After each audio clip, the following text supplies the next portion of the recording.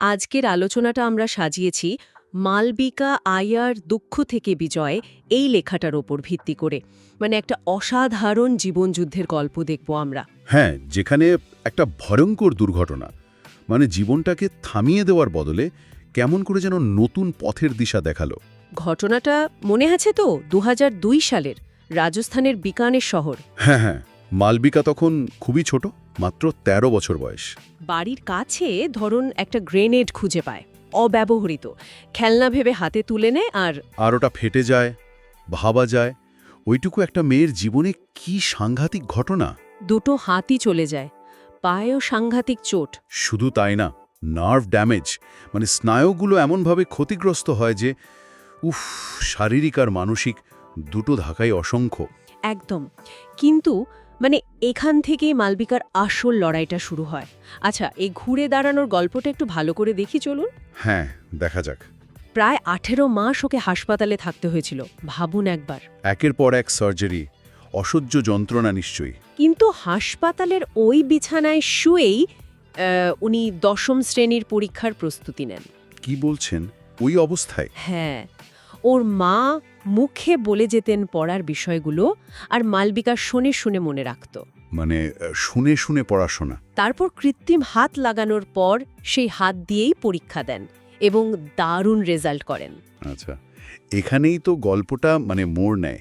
এটা সত্যি অবিশ্বাস্য, তাই না? চরম শারীরিক কষ্ট, তার মধ্যেও পড়াশোনা চালিয়ে যাওয়ার এই জেদ। আসলে কি বলুন তো, এই যে ইচ্ছা শক্তি, এটা কি হয়তো আমরা বলি অদম্য। ঠিক। আর শুধু তো পাশ করা নয়, রাজ্যে ভালো ফল করেছিলেন। এটাই, শিক্ষার প্রতি এই একাগ্রতা এই পরিস্থিতিতে অসাধারণ। এরপর তো আর থামেননি, উনি অর্থনীতি নিয়ে পড়লেন, স্নাতক হলেন। তারপর সোশ্যাল ওয়ার্কে স্নাতকোত্তর করলেন এবং শেষমেশ পিএইচডি। দেখুন, এই একাডেমিক জার্নিটা কিন্তু শুধু ওর ব্যক্তিগত অর্জন নয়, ঠিক। এটা ওর পরবর্তী জীবনের কাজের জন্য, ওই যে প্রতিবন্ধী অধিকার নিয়ে লড়াই, তার একটা শক্ত ভিত তৈরি করে দিয়েছিল। একদম। নিজের অভিজ্ঞতা আর পড়াশোনা দুটোকে মিলিয়ে কাজ করার সুযোগ পেলেন। ঠিক তাই। আর মালবিকা তো শুধু নিজের প্রতিবন্ধকতা জয় করেই বসে থাকেননি। না, বিলকুল না। উনি এখন একজন আন্তর্জাতিক মানের মোটিভেশনাল স্পিকার। হ্যাঁ, অ্যাক্টিভিস্ট, প্রতিবন্ধী অধিকার কর্মী। তরুণ প্রজন্মের কাছে উনি একটা বিরাট অনুপ্রেরণা। টেডেক্স টক দিয়েছেন, এমনকি রাষ্ট্রসংঘেও বক্তৃতা করেছেন। এই উত্তরণটা এই ট্রান্সফরমেশনটা খুব গুরুত্বপূর্ণ। দেখুন, উনি নিজের ব্যক্তিগত লড়াইটাকে একটা বৃহত্তর জায়গায় নিয়ে গেলেন। সমাজের জন্য কাজ করছেন, বিশেষ করে প্রতিবন্ধী মানুষদের অধিকার, তাদের সম্ভাবনা, এই দিকগুলো তুলে ধরছেন। প্রচলিত ধারণাগুলোকে চ্যালেঞ্জ করছেন। একদম। আর এই কাজের স্বীকৃতিও তো মিলেছে। ২০১৮ সালে ভারত সরকার ওকে নারী শক্তি পুরস্কার দেয়। হ্যাঁ, যেটা দেশের মহিলাদের জন্য সর্বোচ্চ বেসামরিক সম্মান। ঠিক, এটা একটা বিরাট স্বীকৃতি ওর কাজের। মালবিকার একটা কথা আমার খুব মনে ধরে। উনি বলেন, আমার হাত নেই, কিন্তু আশা ধরে রাখার জন্য আমার হাতের প্রয়োজন নেই।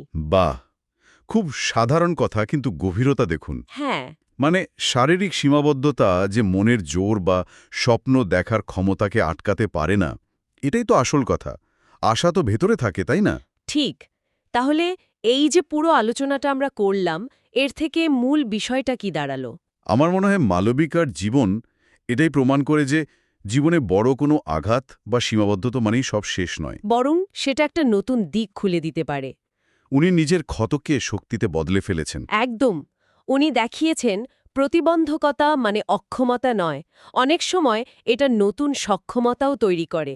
প্রতিকূলতার মুখে মানুষ যে কিভাবে ঘুরে দাঁড়াতে পারে, মালবিকা তার জীবন্ত উদাহরণ। সত্যি। আচ্ছা, এই আলোচনাটা শেষ করতে গিয়ে একটা প্রশ্ন বা ভাবনা মাথায় আসছে। বলুন। যখন কোনো অপ্রত্যাশিত চ্যালেঞ্জ আসে জীবনে, যা আমাদের চেনা ছকটা পুরো ভেঙে দেয়, তখন কি আমরা নিজেদের ভেতরে এমন কোনো শক্তি খুঁজে পাই যা হয়তো আগে জানতামই না? হতে পারে। আর সেই আবিষ্কারটা, সেই নতুন শক্তিটা আমাদের জীবনের বৃহত্তর উদ্দেশ্য খুঁজে পেতে কিভাবে সাহায্য করতে পারে, এটা নিয়ে ভাবা যেতে পারে।